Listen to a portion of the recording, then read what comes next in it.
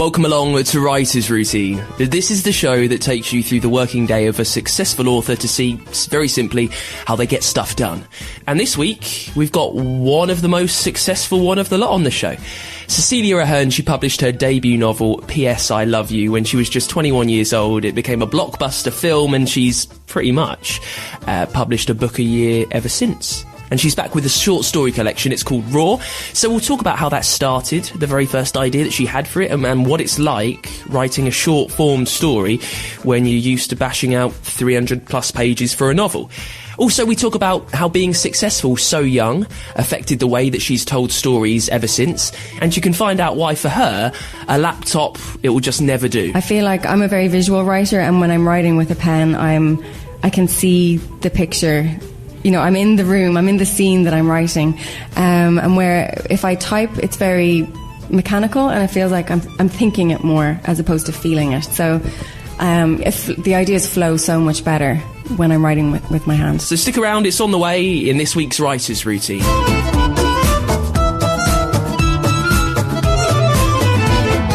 Yes, welcome along. My name's Dan Simpson. Thank you so much for joining me, giving Writer's Routine a download and a play. I'm back in the flat recording here again today, so apologies if you can hear the echo of the woods, the drilling from outside, and the people in South London that just seem to scream all the time about everything. Before we get going, I just want to take a very quick second to remind you, for the whole of November, we're being supported by the fantastic folks over at Scrivener. I genuinely do mean this. I honestly think it is the best writing software out there. I've tried a few over the years, and the reason why I approached Scrivener to help us out on the show is because I love the stuff that they do. It's designed by a writer for writers. It gives you everything that you need to get your story down. It acts as your one-stop shop. It takes the best features from all the other writing softwares that are on the market and sticks them all in one place. And this week, I thought I'd do something a little bit different, to me just highlighting how good the software is. I thought I'd let a proper, fully published, actual author who uses Scrivener do the job for me.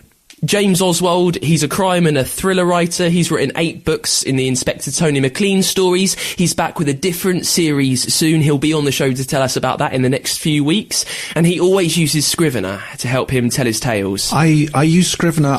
I don't use probably more than about 10% of its functionality. It's the most amazing program.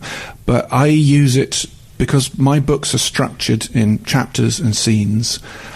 So I use the layout. I've got the title bar, the content bar to one side, with all the scenes lined up one after another with a little description of what's happening in them, and it just helps me to keep track of what I'm doing as much as anything else, and just makes it really, really easy to move stuff around. If something's happened too early I can move it down to a later chapter, or I can move scenes back to earlier chapters, and it just helps me to organise my thoughts. It works well with the way that I write. As I say, James will be on this show in the next couple of weeks to tell us more about his working day. But there you go. I can't really be clearer to you, can I? He explains perfectly just how much Scrivener can help your writing. It's got everything you need in one place. A corkboard, it's got a way to formulate your ideas, a place to plot, a place to plan, and it's really easy to keep track of the things that you're writing about, to make notes. It helps you make changes as well. And the best part is, for the rest of November, you can get 20% off Scrivener when you use the code ROUTINE over at literatureandlatte.com. Just Google Scrivener. The first thing will take you to where you need to go. If you head there now, you can even get a free trial of it, so you can download it, have a play around, see that I'm right. When you've used it, when you know how brilliant it is, when you want to buy it, use the code ROUTINE over at literatureandlatte.com, and you'll get 20% off Scrivener. Right. This week, our guest sharing her writer's routine, it's Cecelia Ahern, just an incredibly successful author. I'm so pleased that we've managed to find time while she's over here in England to get the story of her story. Cecelia, she's been publishing pretty much non-stop since she was 21. When her debut, P.S. I Love You, it took off. It became a huge film starring Hilary Swank and Gerard Butler. And her new book, Raw, it features 30 stories about 30 different women. Now, we talk about why a screenwriting meeting in LA gave her the idea for the book, and why she wanted to tell the stories of women who she often feels are left out. Also, we chat about why she needs to leave her house to go to work, why she does that, how she gets through writer's block, and what happens when her characters take over. Also, you can get some handy tips on why it's always good to have a Jo Malone candle knocking around nearby. Speaking of tips, we'll get a top writing tip as well that may change the way you work forever. It's from some publishers today, so maybe that'll help you with some inside knowledge in finally getting the story that you're writing out there. That's on the way after the first part of our chat with Cecelia Ahern. And as always, we start with the place where she sits down to write. So I have an office outside of my home, and I have a desk. I have all of my books, and I have some art that I really, really love from my favourite sculptor, Irish sculptor Orla Debris. So I have all the things that I love, and a Jo Malone candle, which I always liked when I'm writing.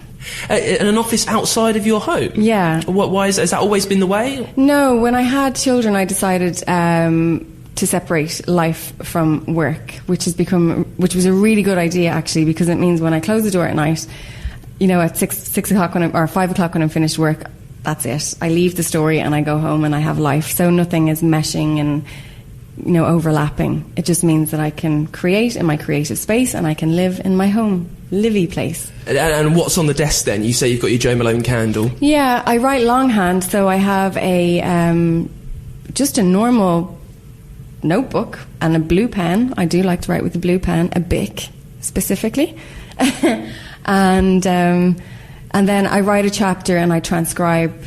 You know, I'll write maybe one chapter or a few, and then I'll transcribe a couple of chapters, and that immediately becomes my second draft. Why is that the case? Why have you not just immediately moved over to typing away on a laptop? Why are you still persisting with the longhand? Is it something about? Does it keep you kind of in tune with what you're writing, do you think? Yeah, I actually love physically writing. I love the flow of pen on paper. I feel like I'm a very visual writer, and when I'm writing with a pen, I can see the picture. You know, I'm in the room, I'm in the scene that I'm writing. And where if I type, it's very mechanical, and it feels like I'm thinking it more as opposed to feeling it. So if the ideas flow so much better when I'm writing with my hands. And then you say that when you transcribe, then that's kind of your first edit done. That's it, yeah. How is the editing process for you? Is it tightened up at all?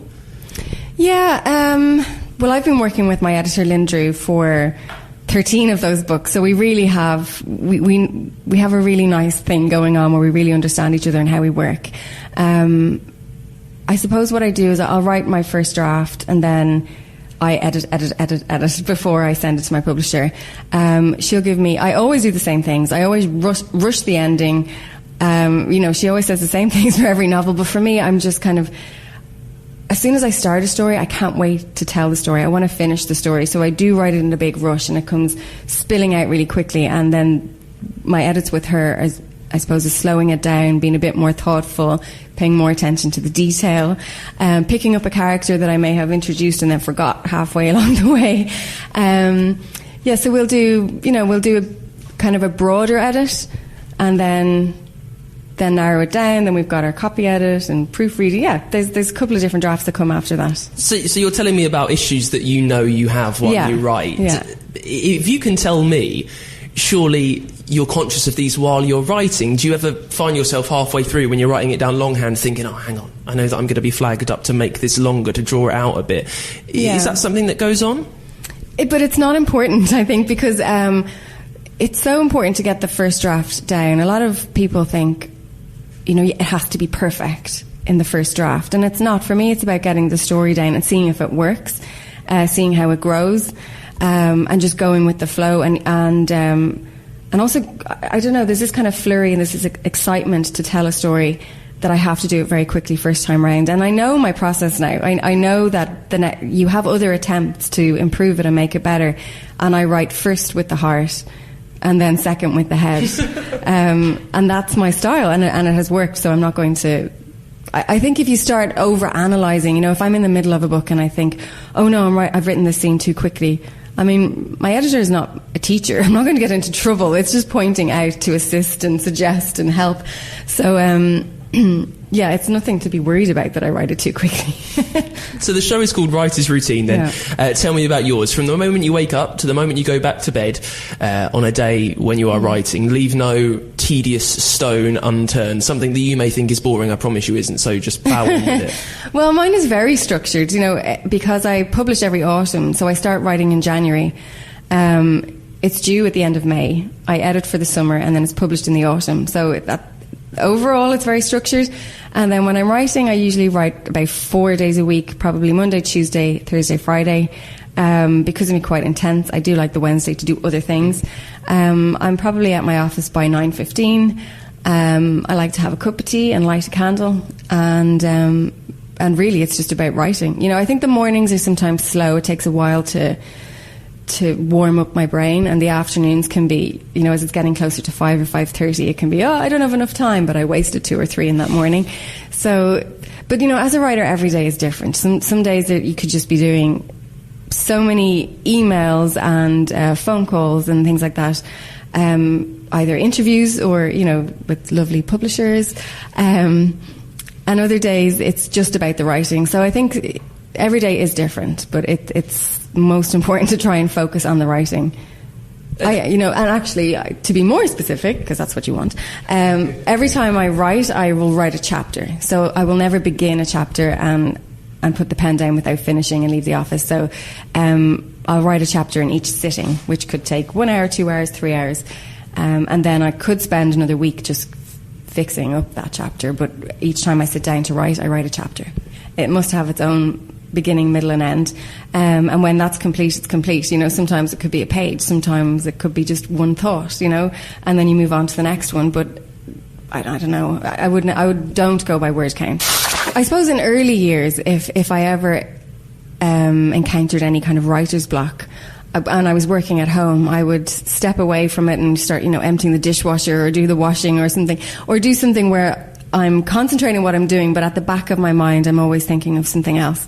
And I've stopped that because I now have an office. Now I realise that you have to write through that moment and not panic about it and not think that no idea will ever come. Sometimes you have to write what's wrong to get to what's right. So it's just sometimes just a really long lead up to getting to the right part of the story. And I realised a moment like that writer's block will hit me when I know where I want to go, I don't know how to get there, and now my trick is to just get straight to the bit that I know. Write the part that I know, and that's what's supposed to come next. That bit that I'm trying to find to pad it out and bridge it is not necessary. So I've figured that over the last couple of years, that whenever I get to that blank bit, there is nothing, because there's nothing there. I just need to get to the bit that I know. It's interesting. You were saying early on, before you had your office, you could take time away if you needed to kind of get things going. You could occupy yourself by, doing a bit of housework or something like that. Is it a little bit of a drawback to having an office, the fact that you don't have that release now? No, I think it makes me far more focused.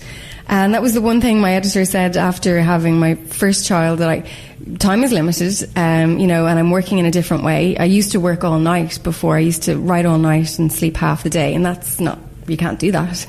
You need to have a life.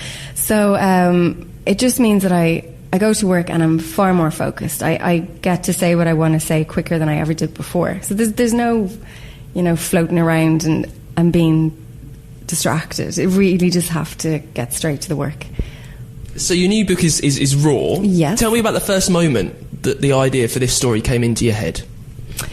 Oh, okay. So it was about 8 years ago. I was having a meeting with a TV casting agent in LA, and we were talking about demographics. And she was explaining to me why my books were particularly popular for TV in their world.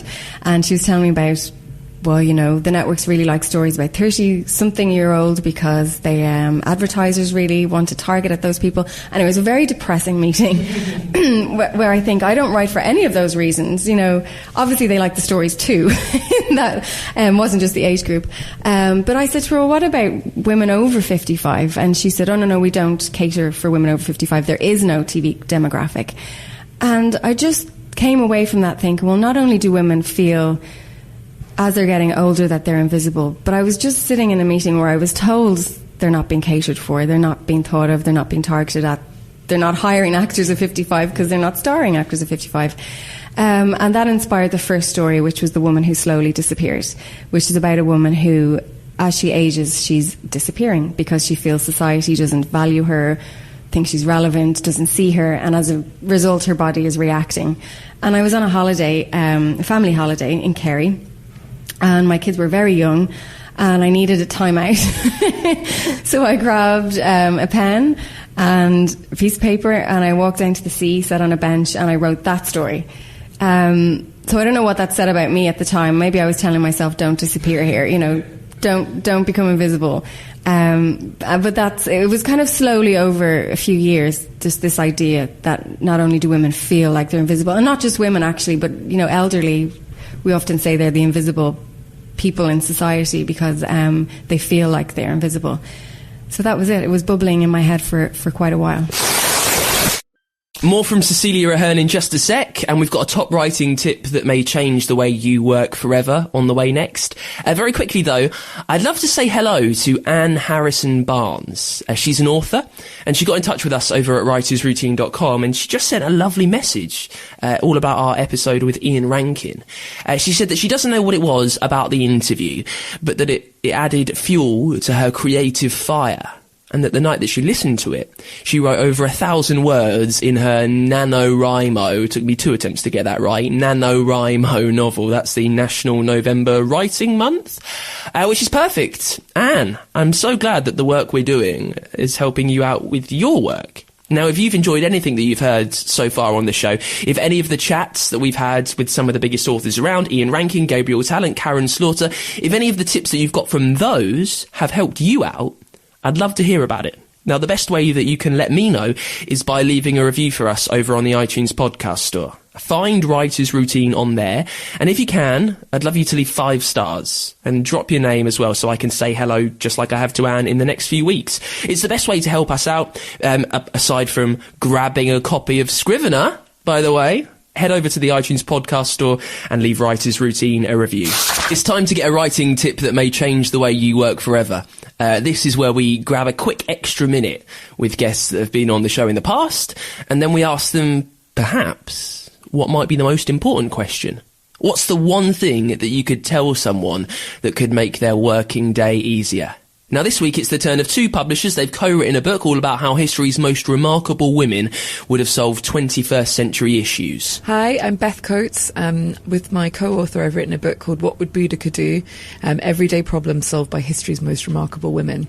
So my writing tip is to get away from your desk, get away from your piece of paper, go outside, take a walk, breathe in the fresh air, try to go somewhere that's green or has a river, i.e. not the streets of the city. If you can, find a park, and that I find always clears my head and sets off a new train of thought. Hi, I'm Elizabeth Foley, and with my co-author Beth Coates, I have written What Would Boudica Do? Everyday Problems Solved by History's Most Remarkable Women. And my writing tip would be to make sure that you get something down as a first rough draft. And the way that I do that for myself is to set myself a time limit, to say, okay, I've got an hour and I have to come out of that hour with some words on the page. And I think that can start you off. It's always easier to edit something that exists and make something that exists better than to create something from nothing. Now you can catch up with the whole interview with Elizabeth and Beth that was on last week's show, and you can get details all about their brand new book. It's called What Would Boudica Do? You can find that wherever you get your podcasts from. We're on iTunes, Stitcher, Radio Public, Spotify, and it's over at writersroutine.com. Let's get back to it then. The second part of our interview with this week's guest, Cecelia Ahern, one of the most successful authors working today. She's pretty much written a book a year since she was 21, when her debut novel, P.S. I Love You, took the world by storm. It became a massive movie. She's also written screenplays. She created the series Samantha Who over in America. And she's back with a brand new book. It's called Raw. It features 30 stories about 30 women. And we start the second half picking up on that. Short stories. How does someone that focuses most of her creative attention on novels and writes out 300 plus pages of them start with writing a short story? How does she begin? What's the difference? I feel these are like a snapshot of a moment in my character's life when they're going through this transitional, pivotal moment, and they're assessing their life and they're thinking, I got me here, now I need to get me out of here, you know. And because of the theme of the stories and the way that they're written, you know, they're 4 or 5 pages and that's it. You know, problem is assessed, problem is kind of solved, and it's a lovely empowering moment at the end. I decided, I suppose, when I realised they were a collection, I decided to not name the characters. It all became, every title is The Woman Who, and I decided after about 5 or 6 stories that I wanted to keep them nameless because they're every woman. You know, if I had been writing them not as a collection, I probably would have given them names, so that changed that. But I felt, you know, some people say short stories are very difficult to write, but because of the theme of these stories and the concept and the kind of surreal nature of them, and because every title and every story is taken from a metaphor or a phrase or an idiom that we know, and I've just made it literal, it just meant that they were endless. You know, everywhere I looked, it was ripe for material. Every time I saw somebody, I thought, oh, the woman who does this, the woman who does that. And it was about trying to stop myself from writing them. But it became, it was addictive, and it was like it was so much fun breaking all the rules of writing in a way, and just summing up a moment. And after I wrote the story, I felt like, you know, it just felt like really good therapy for me. So that's how I can sum up. That's the difference between, you know, the novel is a longer commitment. Obviously, you're going into backstory and you're looking for ways that the story can grow roots and how other characters can grow and how many other kind of mini stories can you introduce into that novel. This was about paring it back and just making it simple on the surface, deeper at its heart, and yeah, it was fun. I had so much fun. So when you're writing a full-blown novel, say 450 pages, how much are you planning that? How much do you know about each chapter? How thoroughly are you thinking through your characters? Or are you just letting things happen? What do you know about your story before you put it down? It's a mixture of both. It's a mixture of planning a lot and then just going with the flow when you're writing. I wouldn't have a chapter-by-chapter synopsis, but I would definitely know kind of the whole arc of the story, and I always know my ending. Not the exact scene, perhaps, but I know what the resolution's going to be and the feel and the tone of it. So I would before I even put pen to paper to write chapter 1, I would be writing out quite a lot, a summary of the story, and as I do that, it grows and grows and grows. I'm always looking for ways for each character to grow. You know, what more can they bring to a story? The way I work, I always come up with a plot first, so it's kind of the overall concept, and then the character, and then I think, well, what kind of character would find themselves in that position? And then that, I suppose, the character feeds the story, and then the story feeds the character, and then they just grow together. But a lot of the best parts of a book are the bits that you haven't planned, that just happen on that moment when you light your candle and put pen to page. And, you know, I think I wasn't expecting to write that, but that is my favourite passage from the book. So you have to be both. It has to be, you definitely have to plan, but then you have to be prepared to let a story go wherever it wants to go itself. And how much license do you give yourself to let it grow? If you find possibly one of your characters doing their own thing, he's taking the story off on a turn that you didn't expect, do you completely let yourself roll with that, or do you think, hang on a sec, buddy, let's just rein it in for 2 seconds? No, I think you have to let it happen, because sometimes, you know, when you're plotting out a novel from the beginning, you think, oh, the character will probably be ready by this stage for this incident to happen to them. And then you get to that point and they're not. You know, it makes more sense to go in a different direction, or something else needs to happen before you get there. So you have to be free, but also not too much so, in that you kind of lose your way. It's a bit of both. It's impossible to really, you know, and every book is different. You know, there's no kind of formula that you can follow. You just have to really try to keep it sensible, but also let it be free.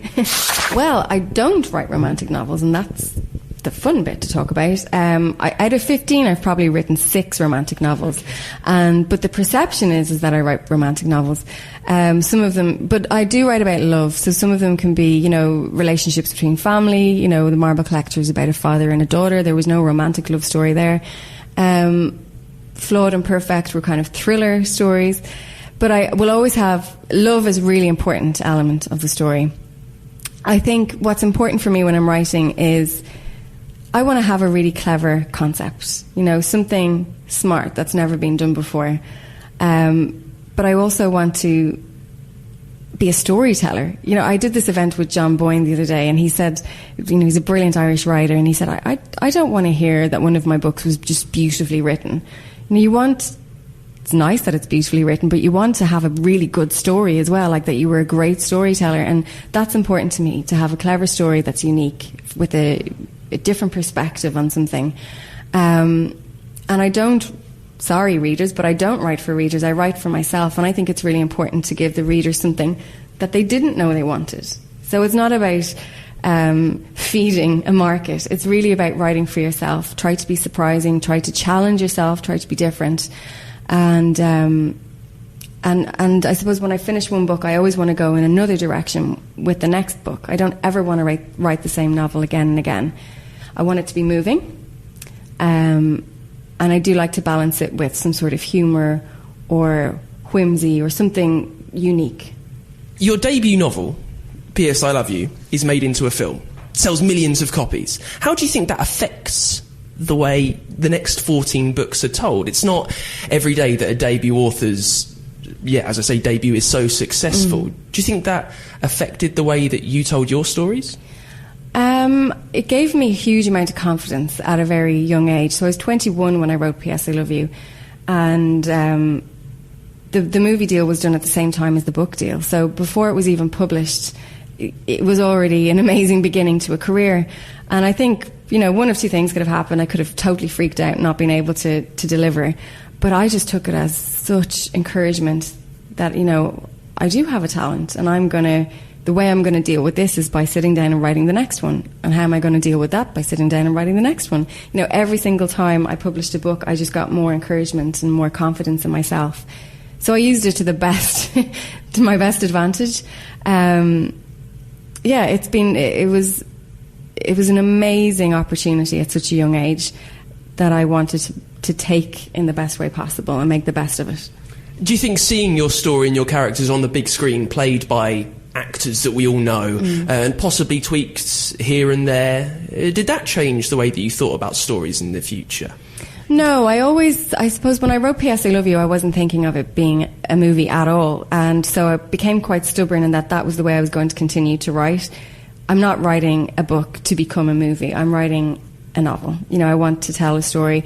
And if anybody finds it appropriate, you know, if anyone wants to adapt it, then that's great. That's a bonus because it helps the book, gets a lot more awareness out there, introduces it to a wider audience. But it's not why I write, you know, and not every book is going to be appropriate for film. But I do know that I'm a visual writer, and that's why P.S. I Love You, that's why producers are, you know, attracted to my stories. They say they can see the stories as they're reading them. But it hasn't, but the movie hasn't made me like that. That is what has made the movies, if that makes sense. So I certainly wouldn't ever change anything to just make it become a movie. So that is it for this week's Writer's Routine. Massive thank you to Cecelia Ahern for sparing the time to chat to us. You can find all the details about her brand new book, Raw. It's over at writersroutine.com. And remember, we've teamed up with the Writer's Block Virtual Book Festival to give you the chance to win $2,000 worth of book marketing prizes. You'll get a book trailer made, you'll get help from editors, you'll get reviews from book YouTubers, and you'll even get an interview with me on this very podcast so you can tell me and us and everyone that's listening how you wrote your story. If you want to get involved, if you want to enter, find out more, search for The Novelette on Twitter. The Novelette. Find her on Twitter, she'll give you all the details. And while you're on Twitter, by the way, give us a follow if you fancy. We are at WritersPod on there. You can find us on Instagram too for daily motivational quotes to help you through with your work. And remember, if you do want to help out the show, head over to literatureandlatte.com and you'll get 20% off Scrivener, which I genuinely think is the best writing software out there. I promise it'll make your working day easier. Use the code ROUTINE, ROUTINE. You'll help us out and you'll help your own work out too. And we're back next week. I'll see you then. We've got a really deep, thoughtful chat with Ben Schott, off of Schott's Almanac and Miscellany. And he's talking about his brand new book. It's a pastiche to P.G. Wodehouse and I love Woodhouse. So I'm looking forward to it. I'll see you then with Ben Schott next week on Writer's Routine.